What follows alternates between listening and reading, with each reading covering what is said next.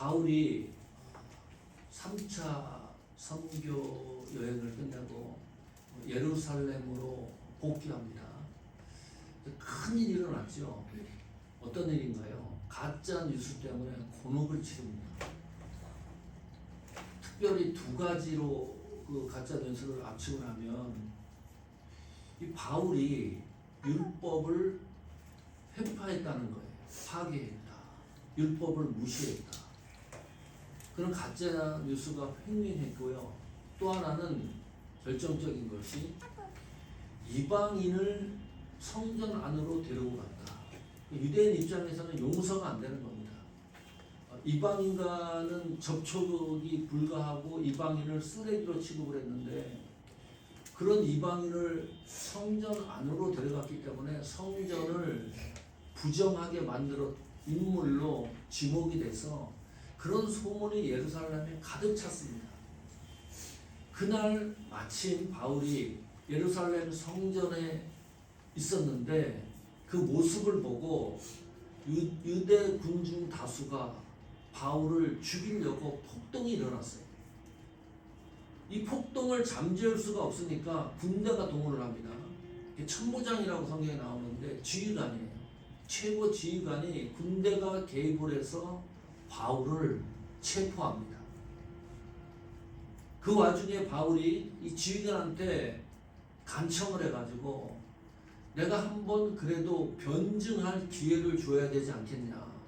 변증할 기회를 달라고 해서 지휘관이 승낙을 해요. 그 변증을 합니다. 바울의 변증에 보면 반드시 들어가는 것이 있는데 간증이 들어갑니다. 사도행전에 3번 간증이 포함된 변증이 기록됐는데 9장, 22장, 그리고 26장입니다.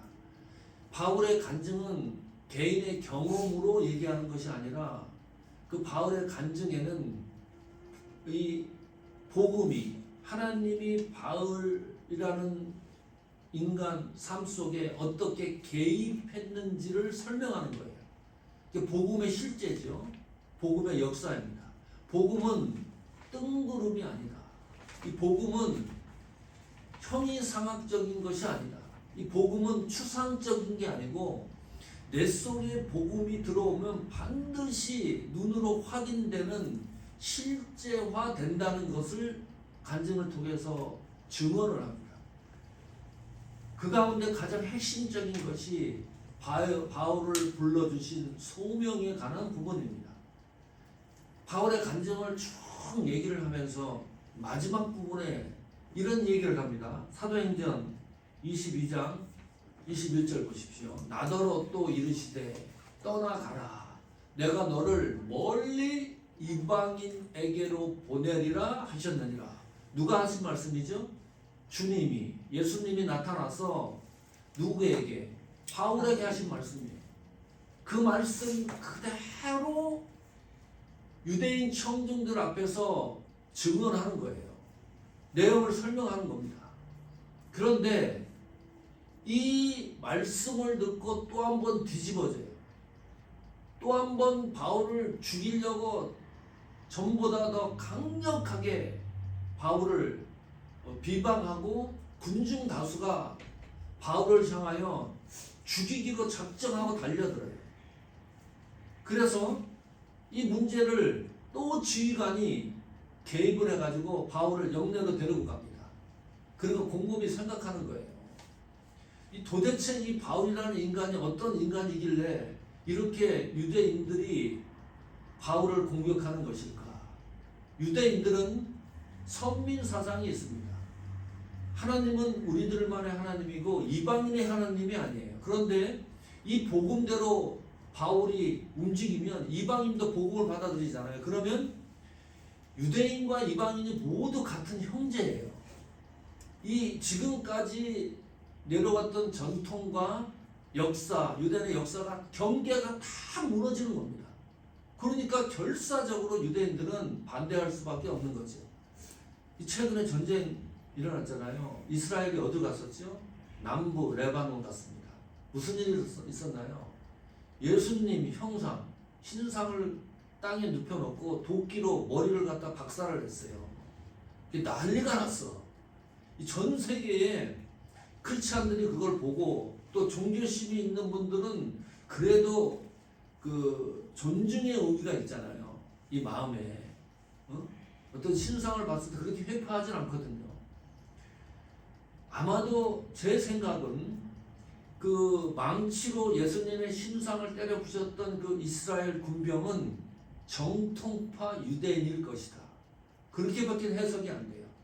예수 믿는 사람은 그렇게 행동하지 못합니다. 그렇죠?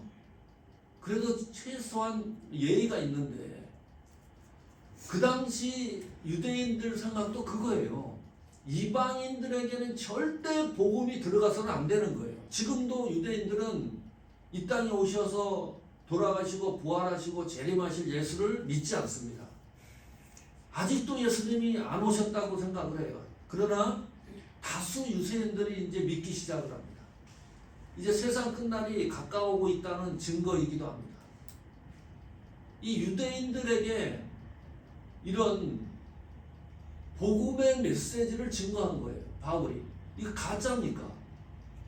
복음을 복음대로 증거를 했는데 받아들이지는 못하는 사람들이 꼭 생깁니다.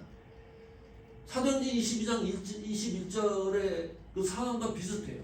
바울은 잘못이 없어요.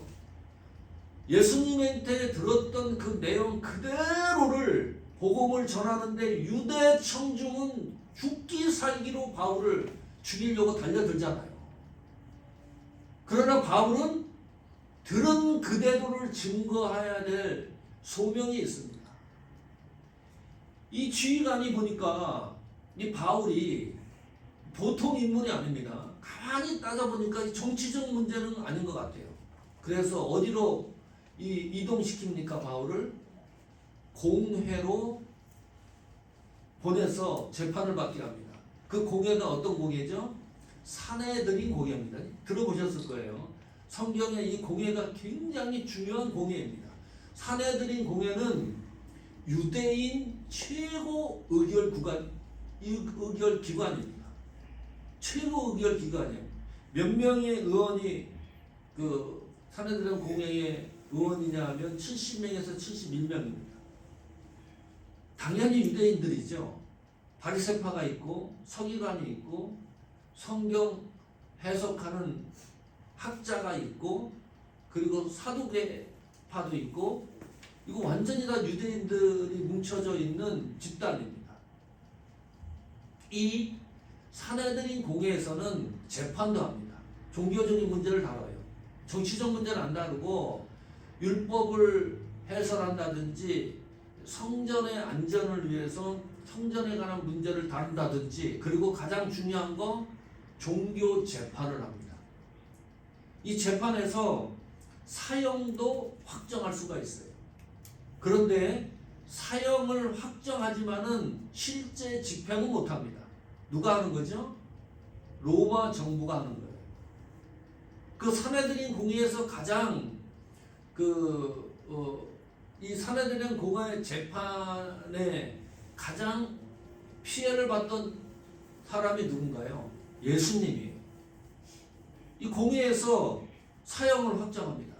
그래서 어디로 보내죠? 확정을 했지만 집행은 못하니까 로마 정부로 이송합니다. 그때 로마 정부 최고의 지도자가 본디오 빌라도예요. 빌라도가 보니까 죄가 없어요. 엉뚱하게 사형을 죽이려고 작정을 하고 종교 재판을 그렇게 한 거예요. 이게 얼마나 이 의결 기관이 막강한지 본디오 빌라도도 이 산헤드린 공회의 판결을 갖다가 무시 못하는 겁니다. 그래서 예수님이 사형당했어요. 죽음에 이르게 된 겁니다. 이 정도로 막강한 의결 기관이에요. 또 한 사람이 있죠. 누구죠? 스데반입니다. 스데반은 특이한 게요. 산헤드린 공회에서 재판도 받지 않습니다. 재판 도중에 스데반이 전하는 메시지를 듣고서 돌에 맞아 순교한 거예요. 그러니까 재판도 끝나지 않았는데 죽여버려요. 군중이 흥분해가지고 그래도 인정을 해줍니다. 로마 정부에서. 그 정도로 막강한 공회에 바울을 넘겨버린 거예요. 이 주의관이 보니까 너무나 골치 아픈 사건이기 때문에 그 공회 앞에서 바울이 어떤 증언을 하고 있는가, 그 내용이 사도행전 23장의 내용입니다. 이렇게 시작을 해요. 공회 앞에서 바울이 공회를 주목하여 이르되, 여러분 형제들아, 오늘까지 나는 범사의 양심을 따라 하나님을 섬겼노라 하거늘. 자, 주목해 보세요. 공회 앞에서 바울이 전하는 메시지, 첫 메시지가 뭡니까? 여러분 형제들아. 이렇게 말 안 하거든요. 예의 있게 얘기하거든요. 청문회 같은 거 보면 국힘당하고 민주당하고 국회의원들이 삭막하게 싸웁니다. 국회에서도요, 보통 싸우는 게 아니에요. 이상한 게 있어요. 그 발언을 할 때 죽기 살기로 싸우는데 꼭 이렇게 발언을 합니다. 시작할 때. 존경하는 홍길동 의원님. 또 국회에서도 증언할 때 국회의장한테 인사하고 강단에 서가지고 존경하는 국회의장님, 그리고 선배 동료 의원 여러분, 이렇게 시작을 해요. 공회기 때문입니다. 이 공회 앞에서 바울은 그런 표현을 안 써요. 여러분 형제들아, 유대인 당신들과 나는 그리스도 안에서 같은 형제입니다. 뒤집어지는 거예요. 이거는 일반 유대인이 아니고 공회 의원들한테 선전포고와 같은 인사입니다. 그런데 여러분 형제들아, 이 표현이 복음적인 내용이에요. 바울이 거짓말하는 게 아닙니다. 우리는 그리스도 안에서 유대인이나 이방인이나 나나 동일한 형제입니다. 그 말 아니에요. 바울이 복음을 변질시키는 것이 아니라 공회 앞에서도 당당하게 선포하는 겁니다. 그 이후에 오늘까지 나는 범사에 양심을 따라 하나님을 섬겼노라. 여기 양심이라는 말은 선이라는 뜻입니다. 나는 항상 생각과 판단과 결정과 논리를 하나님 말씀에 따라 선한 태도로 하나님을 섬겼노라. 한국어 성경에는 이 하나님을 섬겼노라에 일 해놓고 풋노트를 달아놨어요. 헬라어의 의미가 어떤 것인지 성경책에 기록해놨어요. 하나님께 뭐예요? 백성 노릇을 하였다. 그런 뜻이에요. 이 하나님을 섬겼노라. 범사에 양심을 따라 하나님을 섬겼노라. 이 말은 다른 말로 하면 바울의 전 생애를 요약한 내용입니다. 나는 이렇게 신앙생활을 했다는 거예요. 이때 바울의 나이가 적지 않은 나이입니다. 몇 년 동안 바울이 하나님 앞에 부름을 받고 사역을 감당했을까요? 학자들에 따라 조금 다르지만 25년에서 30년 동안을 사역한 거예요. 그 마지막 순간에 바울이 공회 앞에서 당당하게 얘기를 하는데, 나는 오늘까지 범사에 항상 양심을 따라 하나님을 섬겼노라. 후회가 없어요. 일점도 후회가 없어요. 이 표현이 가슴을 쳐야 돼요. 여러분, 우리가 인생을 살면 종말의 마지막 시점에 끝날 때에도 뒤돌아보면 후회하는 게 너무 많습니다. 부모한테 대하는 것도 후회스럽고요. 하나님이 나에게 맡겨주신 사역에 있어도 후회가 없는 삶이 있을까요? 후회가 다 있어요. 그때 좀 잘했으면 얼마나 좋았을까. 왕년에 이야기하는 건 뭐예요? 후회스러운 그 틈이 있기 때문에 얘기하는 겁니다. 내가 좀 더 잘했을 걸, 내가 직분을 좀 더 잘 감당했을 걸. 그런데 바울은 일점도 없어요. 후회라는 내용이 들어가지 않습니다. 얼마나 놀라운 일인지 몰라요. 나는 지금까지는 어떨런지 모르는데 지금 결심을 했으면 좋겠어요. 후회 없는 믿음의 여정, 앞으로 지금은 어떨는지 모르지만 지금부터라도 마지막 종착역에 갔을 때 후회 없는 바울과 같은 고백을 하면 얼마나 좋을까. 후회 없는 하나님이 나를 부르신 직분에 대한 사역, 후회가 없어. 목회자로, 장로님으로, 집사님으로, 권사님으로, 선교사님으로, 피아니스트로 하나님이 불러주셨는데 마지막 순간에 후회 없는 거예요. 너무나 기쁘고 당당한 이 신앙의 고백. 디모데후서 4장,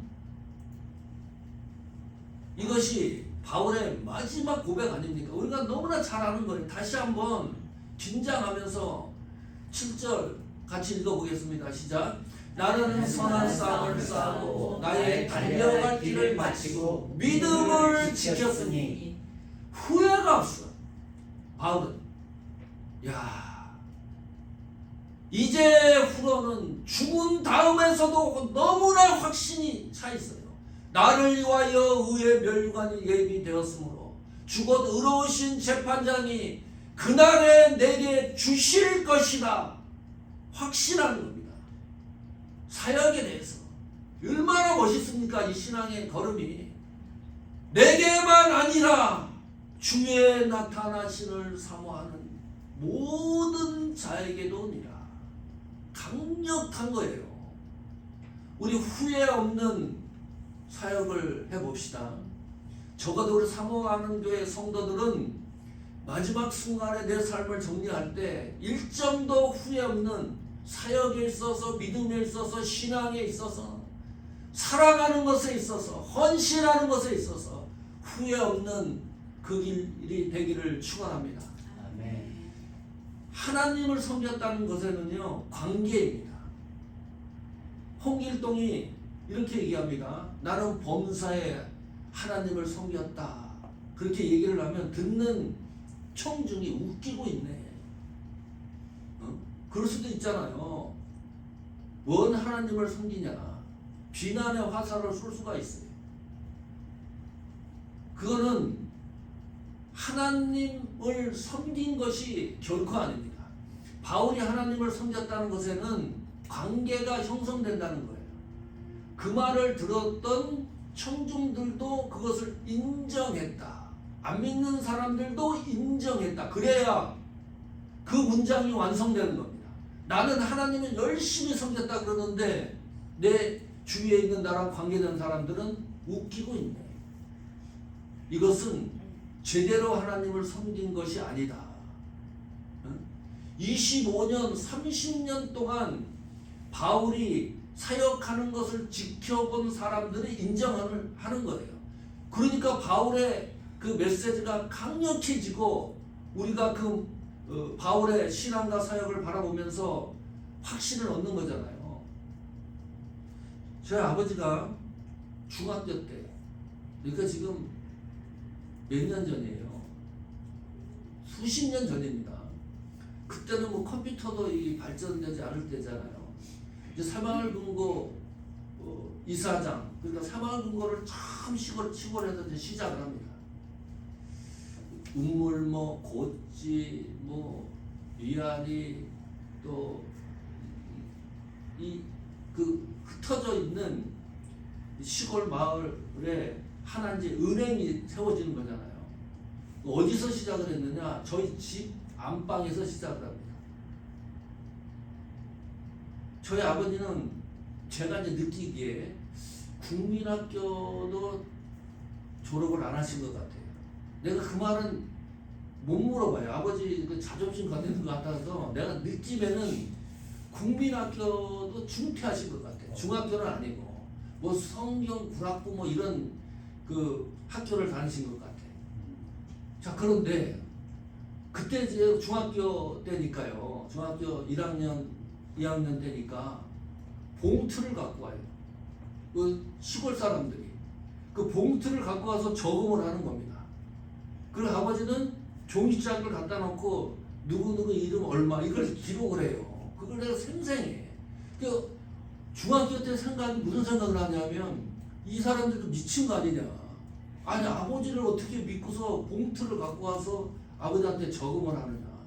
그 이후로 거의 30-40년을 새마을금고 이사장을 합니다. 이 정권이 몇 개가 바뀌는 겁니까? 네. 나중에 들리는 소문에 이런 얘기를 하는 거예요.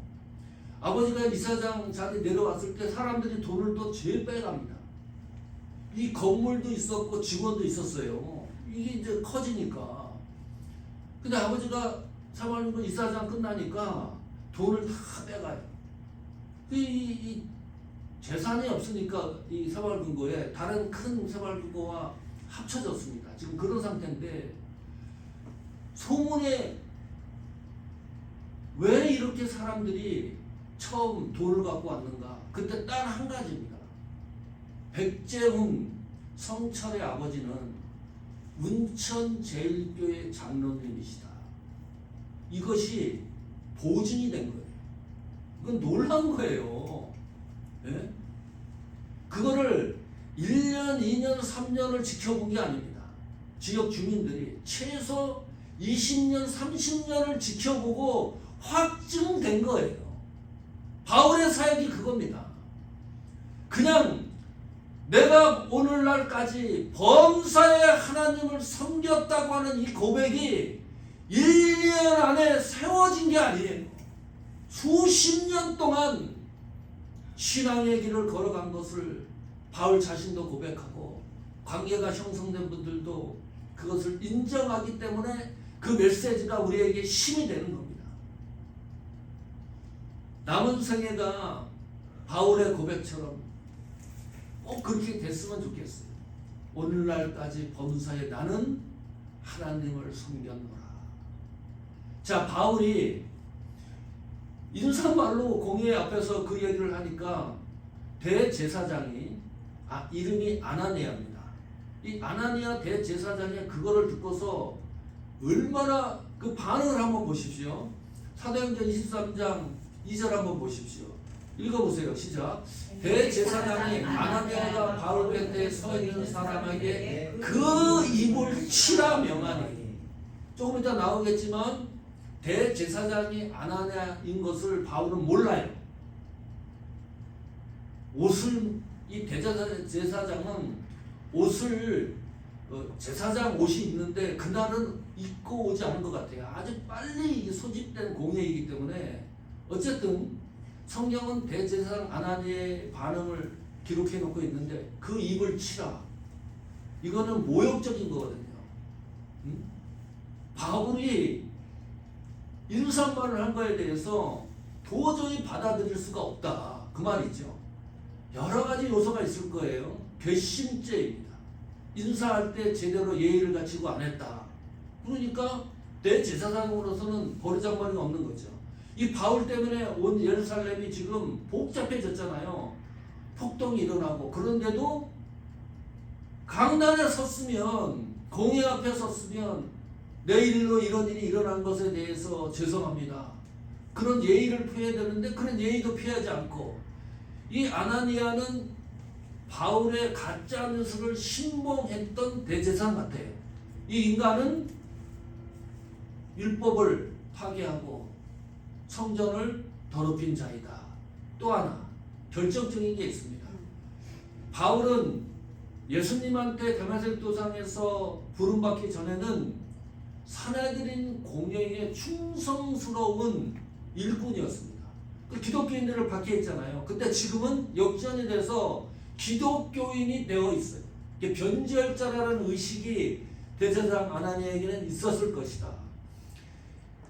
요세푸스 그 역사가가 있는데 이 아나니아에 대해서 기록을 해놨습니다. 이 성격이 어떤지 완전히 포악했던 인물입니다.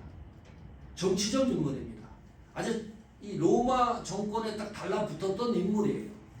그리고 이 성전에 성도들이 헌금하는 그 11조 이런 것도 자기 마음대로 쓰고요. 대제사장이라는 직위를 가지고 온갖 만행을 다 저질렀던 아주 저질스러운 아나니아입니다. 자, 그러면 사도행전 23장 2절에 이거는 용납이 안 돼요. 우리가 봤을 때 비난받아야 될 사람은 아나니아가 비난을 받아야 되는데 누가 비난받습니까? 바울이 비난을 받아요. 바울은 하나님 말씀대로 그대로 하는 거예요. 빗나간 것이 아니라 들은 대로 전하고 들은 대로 말씀을 공의 앞에서도 증언을 하고 있는데, 아나니아는 비난받아야 마땅한데 정도의 길을 가고 있는 바울을 향하여 비난을 하고 있다. 왜 그럴까요? 무뎌졌기 때문입니다. 대제사장이라는 직위에 무뎌졌기 때문이에요. 이 대제사장이 얼마나 재판권도 있기 때문에 정확하게 해야 되는 그 위치 아닙니까? 모든 게 무뎌져 있어요. 무뎌지면 어떤 일이 일어나나요? 사실이 사실로 직시되지 못합니다. 무뎌지면 예배하는 요소도 무뎌집니다. 우리가 신앙이 무뎌지잖아요. 본질이 무뎌지면 기도하는 요소도 무뎌져요. 안 돼. 여러분 경험하잖아요. 기도하는 것도 얼마나 힘들지 몰라요. 헌신하는 요소도 무뎌집니다. 사라져요. 사랑하는 요소도 사라지고 모든 게 다 사라집니다. 이 무뎌지는 것이 이만큼 무서운 거예요. 유대인들은 이 무뎌진 신앙을 가지고 관습, 전통, 그것을 또 신앙이라고 절대적으로 또 신봉합니다. 그러니까 더 무서운 거죠. 무뎌진 상태가 신앙과 믿음으로 생각을 하고 그것을 따라가니까 더 강력하게 하나님 말씀과는 벗어나는 겁니다. 바울의 반응 보세요. 3절 한번 보십시오.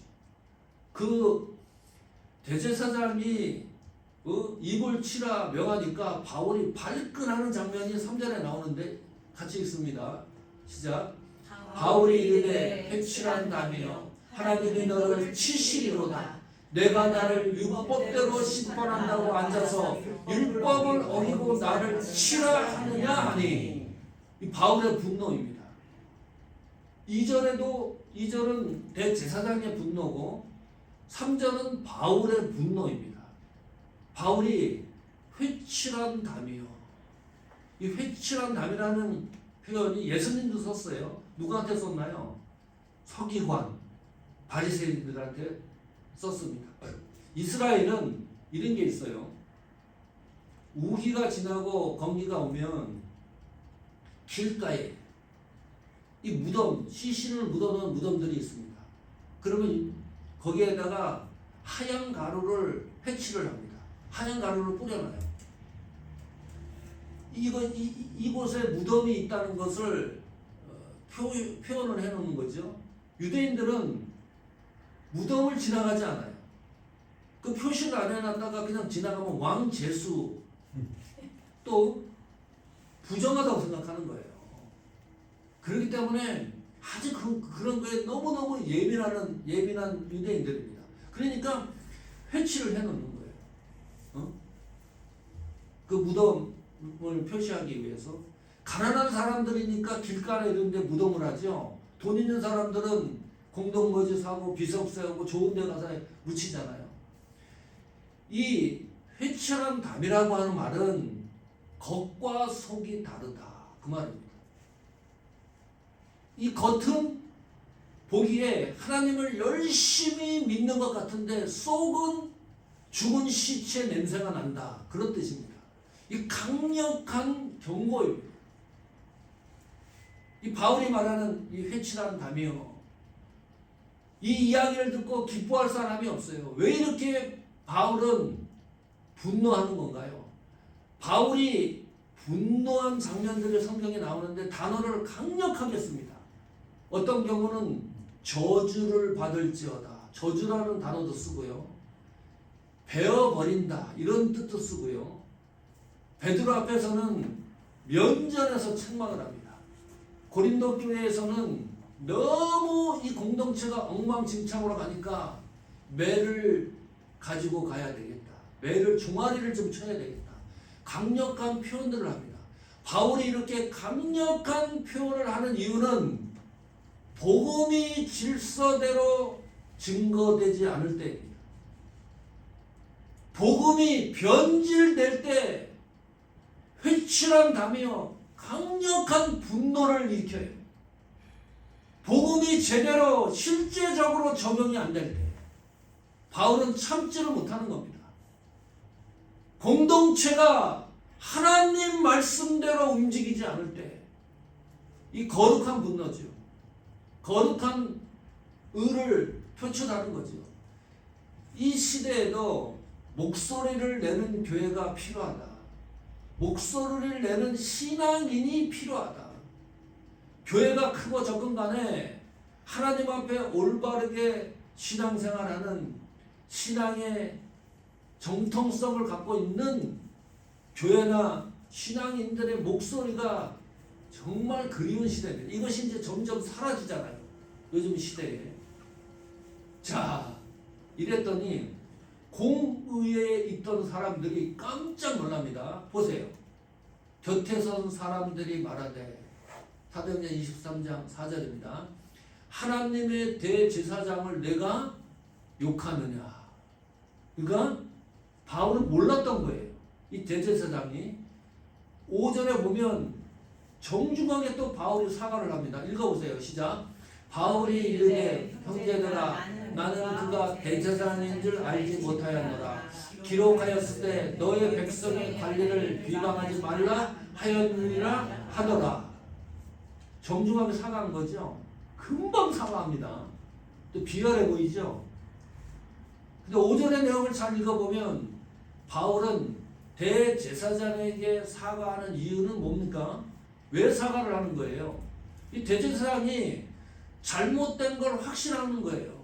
율법대로 제발 나를 재판해 달라고 하는 간청이기도 한데 사과를 하는 이유는 알지 못하였노라. 그러나 성경에 기록하였으되 제사장을 비방하지 말라는 기록이 있기 때문에 하나님 말씀에 따라 나는 정중하게 사과하는 것이다.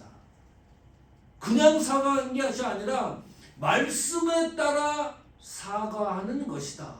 그 말씀에 따라 행동하는 거예요. 말씀에 따라 움직이는 거예요. 말씀에 따라 결정하는 겁니다. 하나님 말씀에 따라 행동하는 거예요. 그랬더니 이 문제를 이제 바울은 어떻게 해결하는가가 좀 관심입니다. 기가 막히게 이제 해결을 하는데요. 23장 4절 보십시오. 자, 6절, 23장. 자, 이렇게 얘기합니다. 6절 한번 같이 읽어보십시오. 시작. 바울이 그중 일부는 사두개인이요 다른 일부는 바리새인인 줄 알고 공회에서 외쳐 이르되 여러분 형제들아 나는 바리새인이요 또 바리새인의 아들이라 죽은 자의 소망 곧 부활로 말미암아 내가 신문을 받노라. 이 사내들인 공회의 그 분포도가 사두개인도 있고 바리새인도 있다 그랬죠. 이 두 층이 달라요. 정치 노선이 달라요. 이 사두개인은 현실적입니다. 죽은 내세를 믿지 않아요. 현실적입니다. 그래서 7절에 보면 바리새인과 사두개인 사이에 다툼이 생긴 겁니다. 가만히 들어보니까 바울은 뭐라 그래요? 나는 바리새인이라 그럽니다. 태어나면서부터도 바리새인이라. 같이 공경을 하다 바리새인들이 정치적으로 가만히 보니까 이거 우리 편이에요. 그리고 바리새인은 이 바울은 분명히 얘기합니다. 죽은 자의 소망 곧 부활로 말미암아 부활을 믿어요. 내세를 믿어요. 이 사두개인은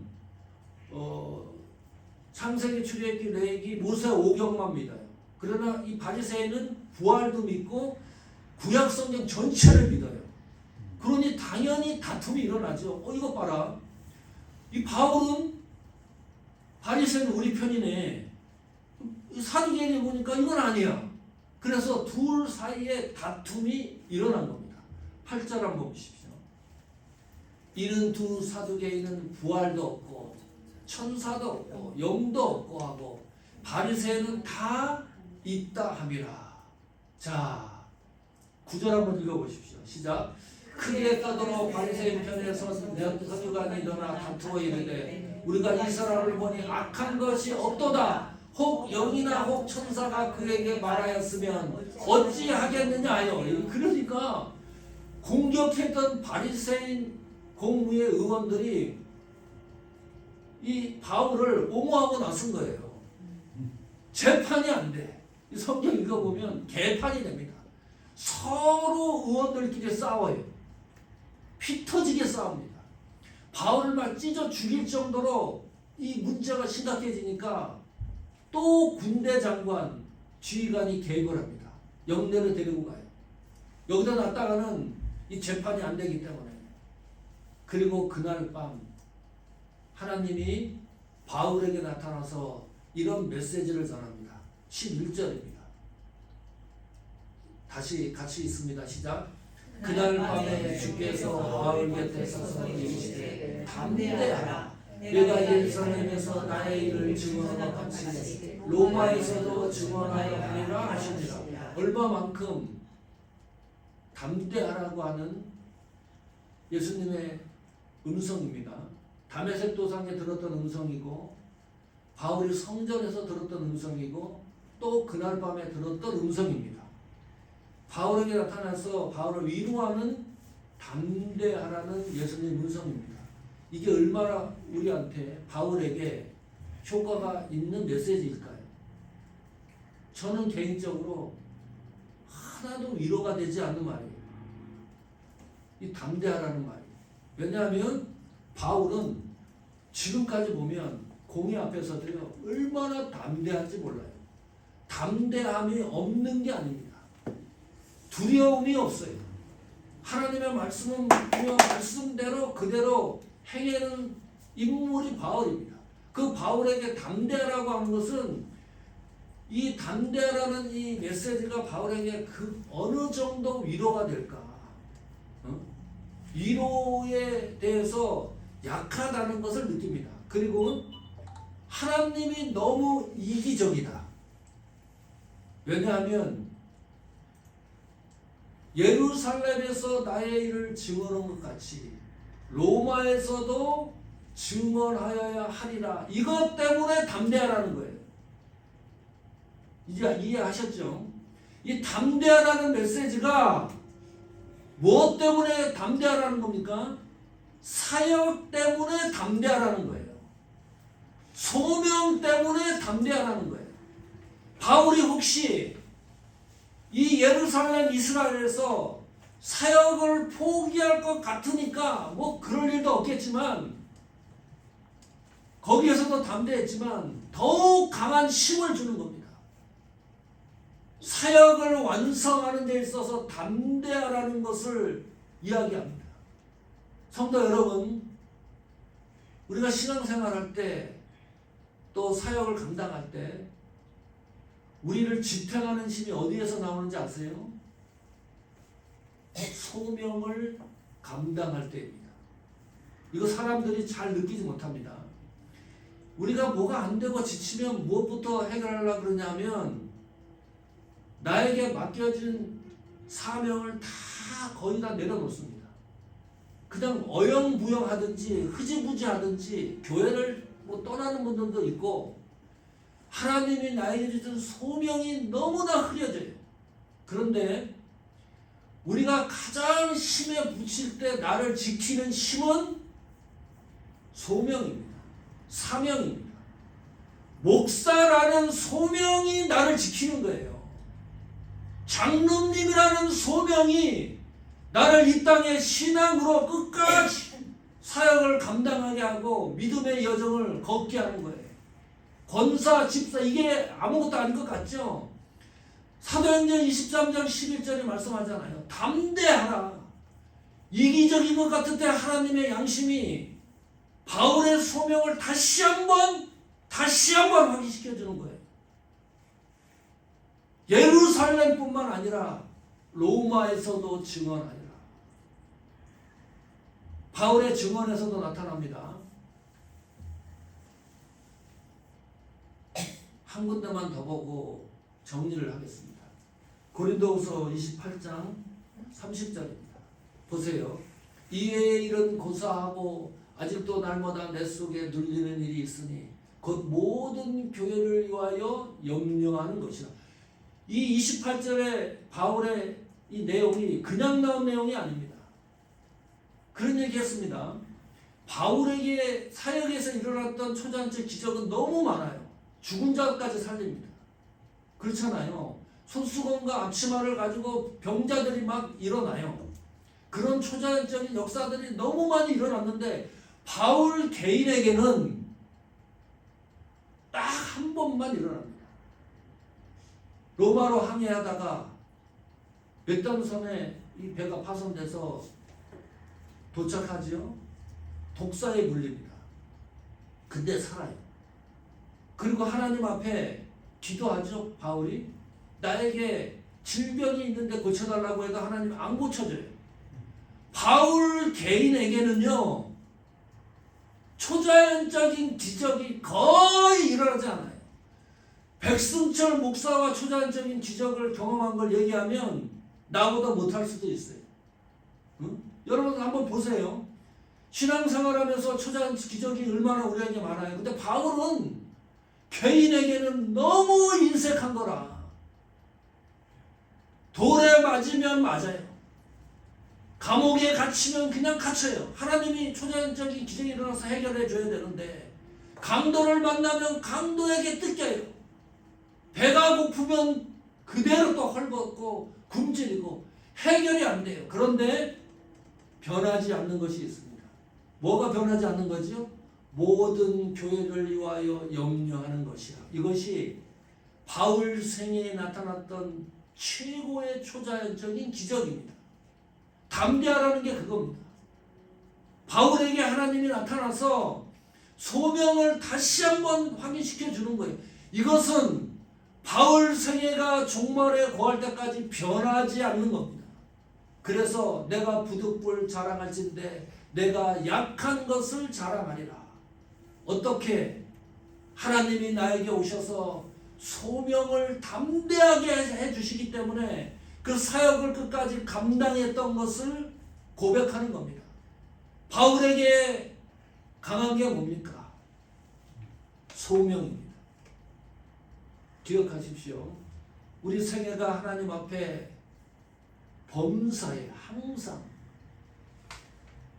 사람 앞에서 하나님 앞에서 성겹다 하는 이런 신앙의 마지막 결론의 여정이 되기를 축원합니다. 그리고 하나님이 나에게 주신 소명을 교회를 위하여 염려하는 것이라. 이것이 변하지 않는 그런 축복의 역사, 또 그것을 통해서 하나님이 주시는 축복의 열매를 경험하는 우리 생애가 되기를 축원합니다.